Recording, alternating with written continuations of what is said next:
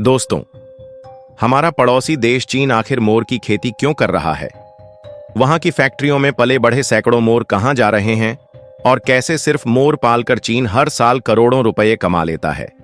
जी हां दोस्तों, यहां बात हो रही है भारत के राष्ट्रीय पक्षी मोर यानी पीकॉक की, जिसे हमारे देश में खास सम्मान दिया जाता है। लेकिन जंगलों की तेजी से हो रही कटाई के कारण दुनिया के कई हिस्सों में मोर लगभग गायब हो चुके हैं और भारत में भी इन्हें देख पाना अब पहले जितना आसान नहीं रहा।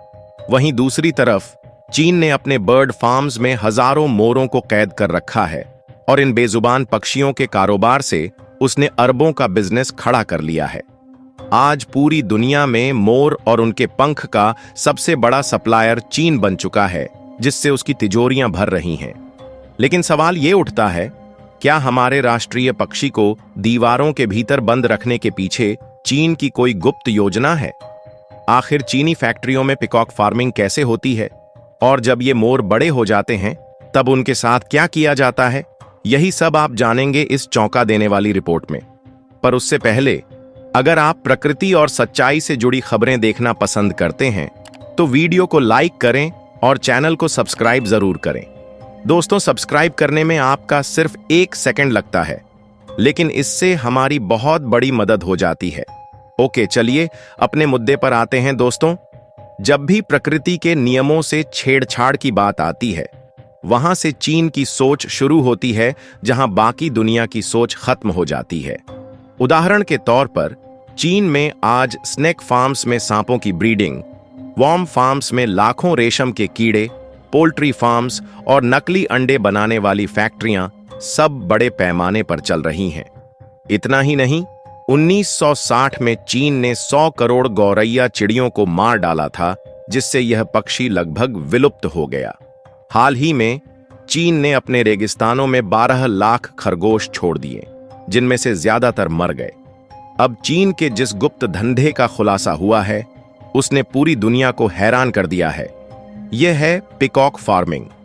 आसान भाषा में कहें तो मोरों को पकड़कर बंद जगह में रखना, उनसे ब्रीडिंग करवाना और फिर नए मोर पैदा करना। लेकिन चीन के किसान आखिर ऐसा क्यों कर रहे हैं? चलिए जानते हैं। सदियों से अपनी अद्भुत खूबसूरती और पंखों के लिए मशहूर मोर जब बारिश में पंख फैलाकर नाचते हैं तो देखने वाला मंत्रमुग्ध हो जाता है। उनके पंख इतने अनोखे होते हैं कि हजारों फैक्ट्रियां अब तक उनकी कृत्रिम नकल बनाने की कोशिश कर चुकी हैं, लेकिन कोई सफल नहीं हुआ। यही वजह है कि असली मोर पंख बेहद दुर्लभ हैं और जब कोई चीज रेयर होती है तो इंसान खुद ब खुद उसकी ओर खिंच जाता है। पिछले कई दशकों में मोर के पंख इकट्ठा करना लोगों के लिए एक ऐसी चाह बन गई है जिसकी कीमत तय करना मुश्किल है। ये पंख खास तौर पर महंगे होम डेकोर में इस्तेमाल किए जाते हैं। इसके अलावा इन्हें लकी चार्म भी माना जाता है। भारत में वास्तुशास्त्र और चीन में फेंग शुई के अनुसार घर में मोर पंख रखने से सौभाग्य बढ़ता है और नकारात्मक ऊर्जा दूर रहती है। यही कारण है कि इन पंखों का अपना अलग महत्व है। अब स्वाभाविक रूप से मोर हर साल अपने पंख गिरा देते हैं या कभी-कभी पंख टूटकर जमीन पर गिर जाते हैं। पहले गांवों और कस्बों के लोग इन्हें जंगलों में घूमकर इकट्ठा करते थे और बेचते थे।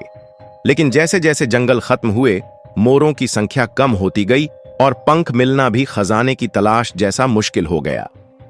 भारत में वाइल्ड लाइफ प्रोटेक्शन एक्ट 1972 के तहत मोर को नुकसान पहुंचाना या उनके पंख जबरदस्ती निकालना अपराध है।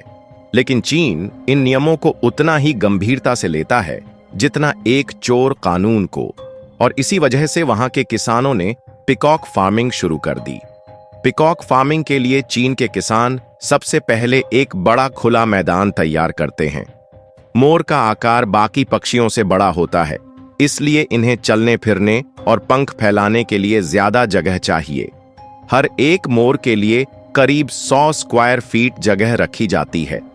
मतलब अगर 10 मोर पालने हों तो 1000 स्क्वायर फीट का इलाका चाहिए। इसके चारों तरफ 6 से 7 फीट ऊंची बाड़ या दीवार बनाई जाती है, क्योंकि मोर इससे ज्यादा ऊंचाई पर उड़ नहीं पाते। मोर नाजुक पक्षी होते हैं और तेज गर्मी या बरसात में बीमार पड़ सकते हैं, इसलिए उनके लिए छत वाला शेल्टर भी बनाया जाता है। अंदर पेड़ों की टहनियों, लकड़ी और सीमेंट ब्लॉक्स से ऊंची ऊंची बैठने की जगह बनाई जाती है ताकि वे सुरक्षित महसूस करें और शिकारी जानवरों से बच सकें। जमीन पर लकड़ी की फ्लोरिंग और सर्दियों में गर्म फर्श भी लगाए जाते हैं क्योंकि ठंडी सतह पर रहने से उनके पैर खराब हो सकते हैं। सारी तैयारी के बाद किसान मार्च से सितंबर के मौसम का इंतजार करते हैं क्योंकि इसी समय मोर प्रजनन करते हैं। इस दौरान नर मोर अपनी पसंदीदा मादा को आकर्षित करने के लिए पंख फैलाकर नाचते हैं और इसी में उनके कुछ पंख टूटकर गिर जाते हैं जिन्हें किसान इकट्ठा कर लेते हैं।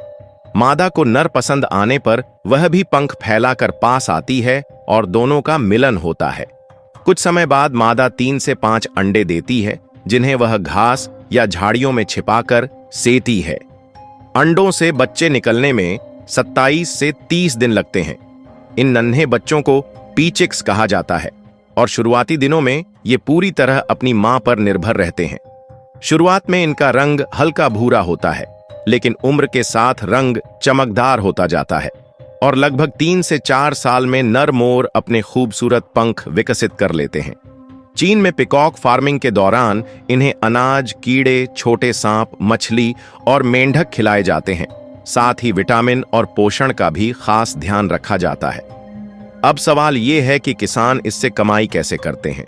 दरअसल 2 तरीके हैं। पहला, मोर को जीवन भर पालना और हर साल गिरे हुए पंख बेचना। कैद में मोर 40 साल तक जी सकते हैं, तो कई साल तक पंख बेचने से लगातार कमाई होती रहती है।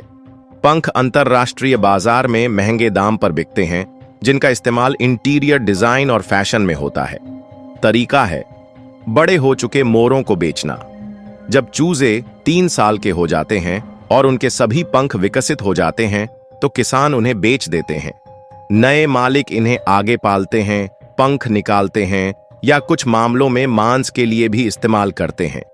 हालांकि मोर का मांस आमतौर पर बाजार में नहीं मिलता, लेकिन कुछ शौकीन लोग इसे पसंद करते हैं। आखिर में आज पिकॉक फार्मिंग चीन और बांग्लादेश जैसे देशों में तेजी से बढ़ रहा है।